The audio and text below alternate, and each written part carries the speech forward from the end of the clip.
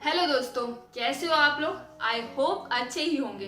अब आपको मेरी इतनी अच्छी अच्छी कहानियां जो सुनने को मिल रही हैं, तो दोस्तों अगर अभी तक आपने सव्य क्रिएशन के इस चैनल को सब्सक्राइब नहीं किया है तो प्लीज कर लीजिए और लाइक एंड शेयर करना भी मत भूलिएगा। और हाँ, सबसे जरूरी बात कि बेल आइकन को प्रेस जरूर करिए, तभी तो आपको मेरी आने वाली कहानियों की नोटिफिकेशन मिलती रहेगी।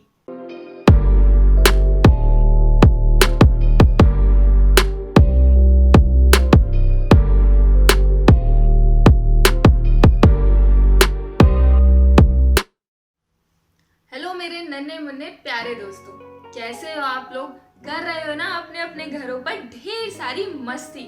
तो बच्चों, आज की जो कहानी है ना वो बहुत ही ज्यादा इंटरेस्टिंग है और बहुत ही अच्छी है। पर उसे सुनाने से पहले मैं आपसे कुछ पूछना चाहती हूँ। हाँ, वो उस कहानी से ही रिलेटेड है। मैं आपसे ये पूछना चाहती हूँ, क्या आप लोग कभी किसी अननोन पर्सन की हेल्प करते हैं? यानी कि बिना किसी को जाने पहचाने आपने क्या कभी उसकी मदद की है, या फिर उसने आपको कोई चीज ऑफर की और आपने ले ली हो। अगर आपके साथ ऐसा हुआ है तो ये कहानी आपके लिए, और अगर आपके साथ ऐसा नहीं हुआ है तब भी ये कहानी आपके लिए है। तो चलो शुरू करते हैं हमारी आज की कहानी।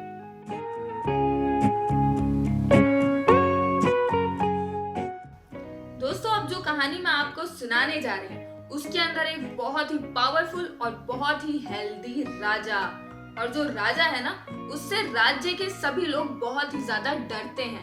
जो भी राजा कहते वो सबको मानना पड़ता है। और राजा के राज्य में है बहुत सारे हाथी, एकदम विशाल हाथी, और है बहुत सारे शेर।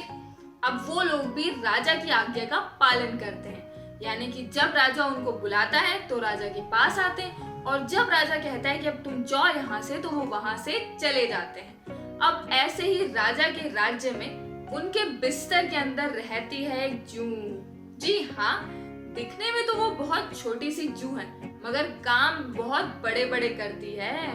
क्या आप लोगों के साथ भी ऐसा होता है? जब आप लोग सही से नहाते नहीं हैं तो आपके सरों में जू पड़ जाती है। अब राजा के साथ भी शायद ऐसा ही हुआ है, मगर राजा के रूम में एक जू है जो क्या करती है, जब राजा रात में सोने के लिए जाता है, जैसे ही वो गहरी नींद में सो जाता है, जू आती है, उसके सर में से सारा खून चूसने लगती है, और जैसे ही जू का पेट भर जाता है वो चली जाती है।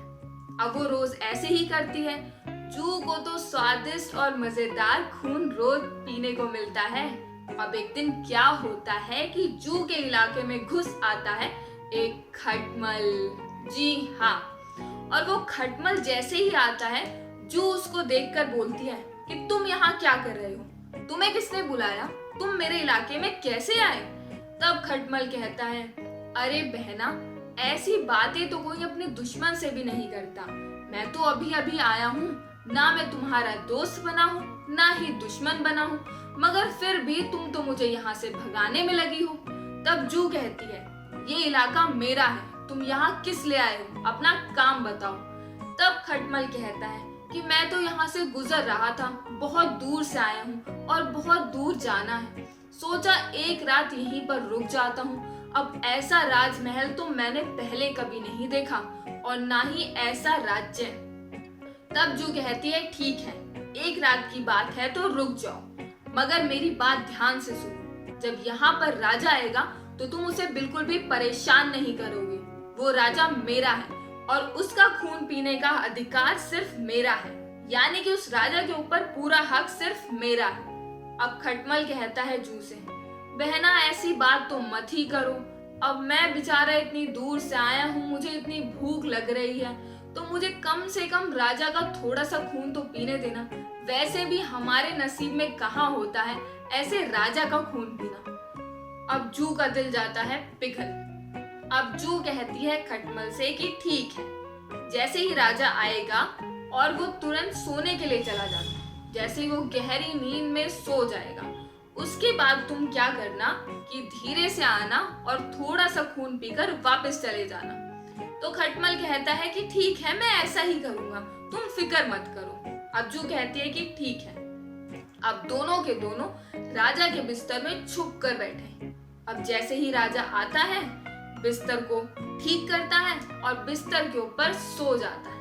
जैसे ही राजा आकर लेटता है ना, खटमल उसे देखकर चौंक जाता है, क्योंकि खटमल ने ऐसा राजा पहले कभी नहीं देखा। अब खटमल देखता है कि जो राजा है वो तो बहुत ही ज्यादा मोटा हट्टा कट्टा है, और जो राजा है उसकी तोंद इतनी बड़ी हो चुकी है। अब खटमल सोचता है इसके अंदर तो बहुत ही मीठा खून होगा, तुरंत भाग के उसके पेट को काट लेता है। अब राजा बहुत तेज से चिल्लाता है, बचाओ बचाओ बचाओ, कोई तो मुझे बचाओ। अब जब राजा चिल्लाता है तो सारे के सारे सैनिक भागकर राजा के कमरे में आ जाते हैं और इधर उधर देखने लगते हैं। तब राजा कहता है कि मुझे लगता है कि मेरे कमरे के अंदर कहीं से कोई खटमल या जू आ गई है। अब तुम लोग जल्दी से उसे ढूंढो और यहाँ से भगा दो। तब सिपाही ऐसा ही करते हैं। सारे सिपाही राजा के बिस्तर को ढूंढने लगते हैं, खंगालने लगते हैं, और तब देखते हैं कि एक मोटी सी जू वहां पर छिपी हुई है, और वो जू को पकड़ के राजा के सामने लाते हैं।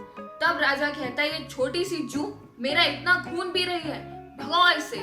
तब सारे के सारे सिपाही उस जू को उठाते हैं और दूर जंगलों में ले जाके छोड़ देते हैं। अब वो खटमल तो मजे से वहीं रहने लगता है। रोज वो ऐसे ही करता है, मगर राजा को मिलता ही नहीं है। तो बच्चों, ये बताओ कि इस कहानी से आपको क्या सीख मिलती है? बताओ बताओ। भाई, मुझे तो इस कहानी से ये सीख मिली कि जू को उस खटमल के ऊपर इतनी जल्दी विश्वास नहीं करना चाहिए था। वो उसे जानती ही कहाँ थी? उसे क्या पता था कि खटमल उसे ही यहाँ से बाहर भगा देगा? मगर जू ने उसके ऊपर बहुत जल्दी विश्वास किया, जिसकी वजह से जू तो हो गई राजमहल से बाहर और खटमल वहां पर आराम से रह रहा है। तो बच्चों, आप ना कभी ऐसा मत करना। कोई अननोन अगर आपको मिले तो कभी भी उससे पहली मुलाकात में हाय हेलो करके फ्रेंडली मत हो जाना। और अगर वो आपको कोई चॉकलेट या कुछ और चीज ऑफर करे तो बिल्कुल भी मत लेना, ठीक है? क्योंकि आपको क्या पता कि उसके दिमाग में क्या चल रहा है। बोलो, सही कहा ना मैंने? तो आज की कहानी में बस इतना ही। आपसे मैं फिर मिलूंगी अपनी नई कहानी में, और वो इससे भी ज्यादा इंटरेस्टिंग होगी। तो तब तक के लिए बाय बाय।